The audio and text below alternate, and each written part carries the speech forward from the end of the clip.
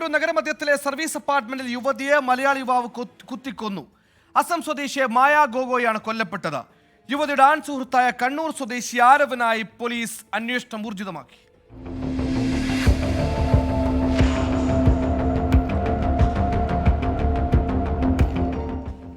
Bengaluru ഇന്ദിരാനഗറിലെ royal livings എന്ന service അപ്പാർട്ട്മെന്റിലാണ് അതിക്രൂര കൊലപാതകം. മുറിയിൽ ചോരയിൽ കുളിച്ച നിലയിലായിരുന്നു യുവതിയുടെ മൃതദേഹം.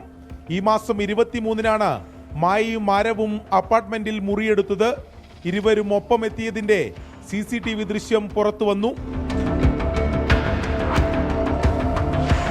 യുവതിയുടെ ദേഹമാസകലം കുത്തേറ്റ നിലയിലാണ്.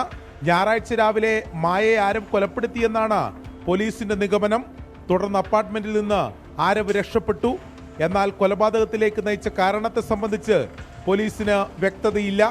ആരവിനെ കണ്ടെത്തുന്നതിനായി ബംഗളൂരു പോലീസ് അന്വേഷണം ഊർജിതമാക്കി. കേരളത്തിലേക്കും തിരച്ചിൽ വ്യാപിപ്പിച്ചു. 24 ബംഗളൂരു.